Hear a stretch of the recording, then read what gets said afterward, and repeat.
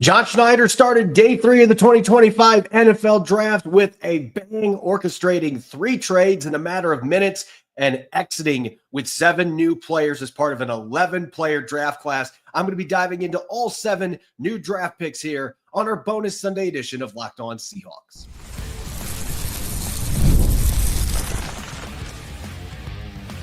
You are Locked On Seahawks, your daily Seattle Seahawks podcast. Part of the Locked On Podcast Network, your team every day. Greetings, 12. This is Corbin Smith, the host of the Locked On Seahawks podcast, your daily Seahawks podcast, part of the Locked On Podcast Network, your team every day. A special thanks to all the 12s who are tuning in, and thank you, as always, for making Locked On Seahawks your first listen 5 days a week. John Schneider and the Seahawks capping off what they believe was a fantastic draft on Saturday, turning what was originally 5 scheduled selections into 7 new players. They moved on from one of their quarterbacks as well to move up in the draft. It was a very fascinating final 4 rounds for John Schneider and company. I'm going to be diving into all the trades that were made and, of course, these 7 new players added as part of the new 11-player draft class for 2025. So without further ado, let's get to it. John Schneider, this is not abnormal for him. Going into this draft, he had made 35 draft weekend trades since coming on board as the general manager for the Seahawks in 2010. He traded up for Nick Minowari on a Friday, and that move was made to go up to pick number 35.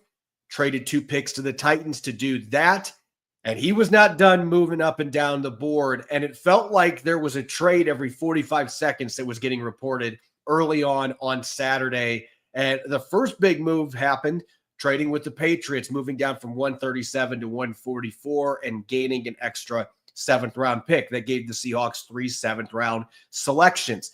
Then they turned around and found a trade partner to send Sam Howell to the Vikings, and this was a pick swap. They went from 172 to 142, so they jumped up 30 spots, swapping those picks, and the Vikings took Sam Howell, which that was expected even before Jalen Milroe was drafted, pick 92 by the Seahawks on Friday. So they made that move, and then they trade down again from 144, the pick they got from the Patriots, with the Browns. They get 166 and 192, and that gives them a 6th-rounder, something they did not have going into day 3 of the draft. And so with that, they turned 5 picks into 7 selections. They made their quarterback room a little less crowded in the process, sending Howell to be the new backup for J.J. McCarthy in Minnesota. And so it's interesting when you consider all the moves that were made by John Schneider there at the beginning. This has been something he has done a lot on day 3, really getting a quantity of picks, but still being able to find players that they had high on their big board that were still remaining. And that first selection that they got, 142 from the Minnesota Vikings, they used that to select Notre Dame defensive end Rylie Mills. And Mills is not a player that we really had talked about very much, just in a kind of a glancing discussion, because he tore his ACL in January against the Indiana Hoosiers in the college football playoff. And because of the timing of that injury happening near the end of the season, he didn't get to obviously do anything at the combine. He did not participate in pro day workouts. He's still rehabbing. But the Seahawks decided in the 5th round at 142 that Rylie Mills was worth taking a flyer on. And I think if he wouldn't have had that ACL injury, he might have been a day 2 pick. He's that kind of a talent. And when you look at what he brings to the table, he's 291 pounds, 6'5", 291 pounds. Wears the number 99 for the Fighting Irish. And look, he had made this clear to us. J.J. Watt was his favorite player growing up. J.J. Watt wore number 99. And I'm not saying that Rylie Mills is going to be the second coming of J.J. Watt, but he had a really productive final season for the Fighting Irish before suffering that unfortunate injury. 7.5 sacks, the most in his college career, 9 tackles for the loss, 37 tackles. And the thing the Seahawks love, very instinctive. And Nolan Teasley, the assistant GM, we got a chance to speak with him on Saturday in the middle of the draft, and he said they had him in the 92nd percentile for get off the snap. So he's got great burst off the line of scrimmage, which is a big part of what the Seahawks are looking for. He's played defensive end. He's played defensive tackle. He's been a stand-up. edge before. So there's positional versatility that Mike Macdonald covets. If you can get Rylie Mills on the field sooner rather than later, this has a chance to be an absolute steal. And Mills told us that he is really far ahead of schedule coming back from that ACL tear. He's already started to run. He's been walking up to 6 miles a day to strengthen that surgically repaired knee. And he told us he believes he could be back doing football activities before training camp. John Schneider was not quite as optimistic, saying they were hoping to get him back by middle of the season potentially. But nonetheless, they were confident what they heard from his 30 visits, so they were willing to make this pick at 142. They had 2 other picks in the 5th round. With all the movement that they had, they originally entered this draft with 2 picks in that round, but they were able to move up from one of their selections to get 142, did a lot of shuffling around. And they used their second 5th rounder, the one that they acquired from the Cleveland Browns, Torrey Horton, at pick 166 coming from Colorado State. This is another player, if he wasn't coming off of an injury, that I think there's a very good chance Torrey Horton might not have been on the board at the start of day 3.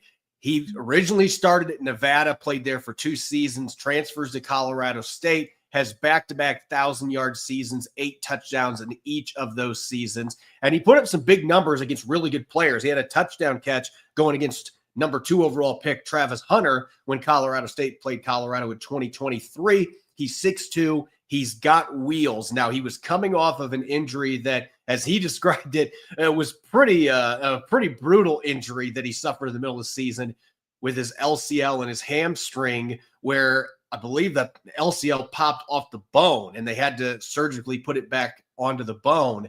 That sounds like a painful injury, but he was back running by February and was running the 40-yard dash timed after the combine. And according to the player himself, ran in the mid-4.3s recently heading into the draft during his testing. So this is a guy that can absolutely fly. He can win downfield, had a bunch of 20-plus yard receptions a few years back for Colorado State. The quarterback play limited his ability in that regard, but this dude is a big play threat waiting to happen. He's got size against 6'2", kind of a lean receiver, but he has shown the ability to create some after the catch. He can high point the football. He creates matchup problems with his height and his wide catch radius, and he's had really good hands. He also has 3 career punt returns for touchdowns, and it sounds like the Seahawks have plans for him to take that role potentially coming into the NFL. So you're talking about a guy that can give you offensive and special teams contributions right out of the gate. I love this pick at pick 166. And maybe, listen, this is the purist in me. I love traditional I-form football. So when Clint Kubiak said they were bringing back the fullback, I've been excited about that ever since. And this is a player that I didn't know a ton about because he was a secondary tight end at Alabama, mostly a blocker, did have 2 touchdown catches last year, but Robbie Oots coming from Alabama, the pick at 175, a 274-pound fullback. And again, you look at the numbers last season, he only had 8 catches for 108 yards, but he scored 2 touchdowns. So the Seahawks might be able to occasionally dump the ball off to him out of the backfield or as an H-back. He's shown he can catch the football. He was a swimmer along with being a football player in high school. So a really interesting athletic profile. Ran only a 4.91 40-yard dash. Not overly speedy, but he had decent testing scores in the change of direction agility drills, the 3-cone drill, the short shuttle. And as John Schneider pointed out yesterday, they've had him in a GPS up to 19 mile an hour in game action at Alabama. So this guy can move at 274 pounds. He's got agility. He said he'd rather block somebody than catch a touchdown or score a touchdown. So he's got the mentality you're looking for to play the fullback position. And he's also had almost 550 special team snaps for the Crimson Tide. So he's going to be able to come in right away and give the Seahawks some extra help on special teams in a number of ways, whether blocking on kick returns, covering punts. He has done all of those things extensively at Alabama. Again, a really good athlete at 274 pounds with all things considered.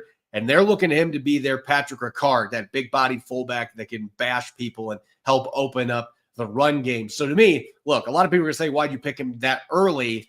That was the sweet spot to get a guy that the few teams in the league that actually use a fullback may have been looking at. They decided this was the sweet spot for them at pick 175. So Robbie Oots coming over from Alabama, and he's going to be blocking potentially at times for Jalen Milroe again, teammates in college and now teammates in the NFL in Seattle. When we come back, I've got 4 more picks to dive into. We got a 6th rounder as well as 3 7th rounders and a couple that I think were potentially big-time values at that stage of the draft. Going to be diving into those final 4 picks coming up next year on this bonus edition of Locked On Seahawks. There's nothing like the atmosphere of an NBA playoff game. Every bucket, every defensive stop, every moment feels huge. It's electric in the arena, and with Game Time, you can be part of it without the stress of last-minute ticket hunting. Game Time makes it fast and easy to get playoff tickets, even when demand is sky high. Prices on the app actually go down as tip-off gets closer, and last-minute deals can save you up to 60%. Again, up to 60% savings buying the day before to attend sports, concerts, comedy, and theater events. And they have all-in pricing, which means there's no surprise fees at the checkout. What you see is what you pay, and you can make sure that you like your seat with their views from the seat feature before you buy. Take the guesswork out of buying tickets with Game Time. Download the Game Time app, create an account, and use the code LOCKEDONNFL for $20 off your first purchase. Terms apply. Again, create an account and redeem the code LOCKEDON NFL for $20 off. Download Game Time today. Last-minute tickets, lowest price, guaranteed.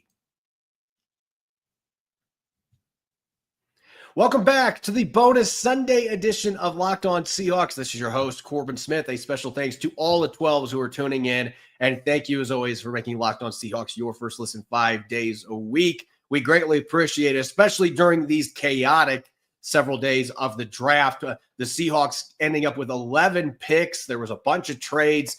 This was a crazy 3 days in the Seahawks media room at the VMAC. I can tell you it might have been the craziest I've covered since I've been on the beat since 2018, in terms of there just being a lot of picks made in a very short amount of time. And then you got trades thrown in there. So we've got a lot of bases still yet to cover because the Seahawks did make a 3rd trade yesterday, and they were able to trade down to the Cleveland Browns, going from 144. They pick up 166, which they used to draft Torrey Hunter. And then they also got picked 192, a 6th rounder from the Browns. And they didn't have a 6th rounder up to that point. And Seattle, they drafted Gray Zabel in the 1st round. So they addressed the offensive line early, but they were not done. And a lot of Seahawks fans are going to be excited about that. And they continue to prioritize athleticism. Their first 4 picks, according to Next Gen Stats, had an average 91 athletic grade, which was the highest for a team since 2003. And they continued to emphasize athleticism on day 3, including a player that I think might have been the most fascinating selection yesterday in terms of long-term upside, and that's Bryce Cabledew from Kansas. This kid was a 4-year starter for the Jayhawks at tackle, and he's got longer arms than I thought he did. He's got 33-inch arms, which are not super long, but he's not in that sawed-off category either. So part of me wondered if the Seahawks might keep him at tackle, but from talking to John Schneider and Mike McDonald yesterday, it sounds like guard is going to be where they have him at, and he has incredible athletic traits. Even as a tackle, coming out of his pro day workout, his relative athletic score, the 2 comparable players were Rashawn Slater, 1st-round pick a few years back for the Chargers out of Northwestern, and Teron Armstead, who just retired, multi-time All-Pro in the NFL with the Saints and the Dolphins. So those are pretty impressive comparables when you're looking at size and athleticism for Cabledew. But he's even more athletic at the guard spot, 9.94 relative athletic score out of 10. So we're talking in the 99th percentile of athletes for the guard position. He had a slightly higher score than Gray Zabel did at the guard spot. So he's got incredible athleticism. He had a high zone block grade last year from Pro Football Focus. Pass protection's been a struggle for him at times in his college career, but last year he cut his pressures to under 10 for the first time. He made some improvements. I think going inside is going to help him be better in that regard, where he doesn't have to worry about the speed in the outside and where his length can still potentially be an issue. I think his footwork is going to be better in there, especially in the run game with just how quick and how agile he is. this is a really good scheme for him. So that is a sleeper to watch. It's going to be competing against guys like Christian Haynes, Satoa Lamea, Anthony Bradford, who are coming back as returning players. You better be looking out for Cable Dew, because this is a guy that a lot of teams were interested in on day 3, and the Seahawks end up getting him. Moving to the 7th round, there's 3 picks, and I thought there was a chance before Seattle traded down with Cleveland to get a 6th rounder. I thought they might try to package 2 of these picks to get back into the 6th round, something that John Schneider has done before previously. But since they already had that 6th rounder, they didn't need to, and they continue to emphasize offense. They ended this draft with 7 offensive players and just 2 defensive players. All 3 players that they picked in the 7th round being offensive players. And it starts at the running back position. And Damian Martinez, I had him at number 13 on my running back board this year, which speaks more to the depth of the class than it does to the player. 4.51 40-yard dash at 217 pounds. That's pretty darn good. So he's got good burst. Didn't score very well in the agility drills compared to some of the other running backs. He doesn't have the wiggle of some of the backs in this class, but he is a powerful downhill wrecking ball. I call guys like this lunchbox runners. He brings his lunchbox to work and his hard hat and gets after it. And what I love about him most, the after contact ability. Last year, among Power 4 running backs, he finished 2nd, averaging 4.51 yards per carry after contact. So this guy dishes out the punishment. He shrugs off a lot of tackles. He's able to slither through arm tackles. He'll truck guys. He's a physical runner. He called himself Beast Mode 2.0. I don't know if I would go that far, but this is a guy that has a similar running style in terms of what he wants to do. He wants to dish out the punishment. He's got enough burst to hit some longer runs. Not a speedster by any means, but he is more of an early down back. Hasn't had a lot of receptions in his career. Has shown he can catch the ball. Maybe he does more of that in the NFL, but I think right now he's going to be battling for the early down and short yardage reps where his power, his ability to get downhill is going to be an asset to the Seahawks run game. With their 2nd, 7th rounder, so they had 223 and then they go to 234, the Seahawks get to the offensive line again. And this was kind of like the beginning of the draft on day 3 where you had all these trades going back and forth and you're getting confused about what picks the Seahawks have. We heard multiple times that Mason Richmond, the tackle out of Iowa, was going to be a guard. That was what the Seahawks announced him as when the pick was turned in, even though he started 52 games at left tackle for Iowa. And he's not really played very much guard up to this point. The Seahawks said initially that's where they planned to play him. Then Mike McDonald said they were going to start him at the tackle position, and then maybe they might move him to guard down the line. So it sounds like he's going to be staying at tackle.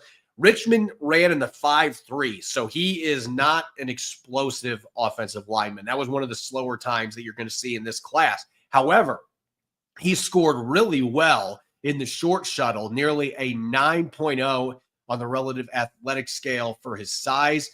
6'5", 307, not the biggest guy that you're going to find at the tackle position, but the arm length, 32 inches. He's shorter than Cable Dew. There's some reasons to think he's going to slide inside. He had a 76.7 zone blocking grade last year, which was 33rd out of over 150 tackles in the Division I FBS level. So he was one of the better zone blocking tackles in college football last year. That's where the agility and change of direction scores that were really good come into play. He tested fairly well in explosiveness too, but the 40-yard dash was the one that he did not score in well. Not a burner, didn't have a good 10-yard split either, but he scored well in a number of the other categories. So the Seahawks think that he can come in and battle for his spot as either a swing tackle, or he could move inside and maybe you have another guard enter the conversation. He even said he's been snapping the football, so I'm wondering if at some point we might see him try out the center position. But this is a day 3, round 7 flyer on a guy that has started a lot of games. He's experienced. He is athletic enough to do what they want him to do in this offense. And at that point, it was the best player they had on their board. You take your stab there. And so they drafted 3 offensive linemen that could all potentially play guard or even center. And in the case of Richmond, he's got the tackle background. All these guys have played tackle up to this point. So you've got the versatility. You've got the athleticism. I think it's a really solid value pick there at 234. And listen, I think my favorite pick in the 7th round was the last one that the Seahawks made. They double dip at the receiver position. And this is a player I had a 5th round grade on, and they got him at pick 238 in the 7th round. And that is Ricky White III from UNLV. There is so much to love about this kid. He started his college career at Michigan State. He transfers after 1 year. Put up really good numbers as a pass catcher in his time in Las Vegas, including last year, 11 touchdown catches, nearly 80 receptions, over 1,000 yards. He had over 1,000 yards the season before. UNLV was not known as a football school at all. In fact, they were one of the worst teams in Division I for decades. And with Ricky White III being one of the catalysts, they were ranked in the top 25 for a good chunk of last season. And you can argue that he was their best player on that roster. He had a really good season. And then he ran in the low 4.6s. And so a lot of teams dropped him on their board saying, no, the speed's not there. But when you watch on film, the speed is there. You could see the quickness. He's a smooth route runner, can pluck the ball out of the air. He's got downfield and after the catch capabilities. And the other thing that Ricky White III brings that gives him a great chance to be on Seattle's roster next year, even if he is not one of your top 4 or 5 receivers, he is an outstanding special teams player. He blocked 4 punts in his college career. So he is arguably the best punt blocking specialist in college football.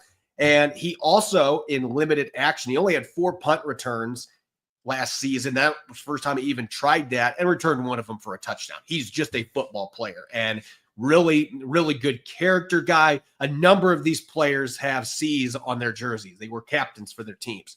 And Ricky White III is another one of those guys. Everybody followed his lead in UNLV, and it really took them to that level where, again, they were ranked in the top 25 for a good chunk of last season. So Ricky White III is not only going to compete to get snaps on offense, a guy that can play in the slot, he's played on the outside, but he's also going to give you somebody that could immediately upgrade your special teams, not just in the return game, but he could come in and block some punts. He is as good as anybody I've seen coming out in the last 10 to 12 years at getting his hands on the football. He just understands how to do it on special teams. So this is a really fun value pick at 238, a guy, again, that I had a 5th round grade on and might have been a little higher if he tested a little better, but he's got the ability to separate. You could see it on film. So I'm excited to see where he and Torrey Horton fit into the picture, but it gives this team more speed and more quickness at the receiver position and special teams value with both those guys having good track records of being stout return men that can do damage with the football in their hands in that capacity. As always, you can follow me on X and Blue Sky at Corbin Smith NFL. Make sure to subscribe to Locked On Seahawks on YouTube and wherever you listen to your podcast to make sure you don't miss a single episode. Coming up tomorrow, it's going to be the first time that Rob Rang and I will be together to break down Seattle's entire draft class. And then we're going to take a gander at the reported undrafted free agent signings. And I could tell you there's a couple really exciting ones that are being reported that Rob and I can't wait to dive into. So make sure you tune in. That'll be coming tomorrow. Enjoy the rest of your weekend. Go Hawks.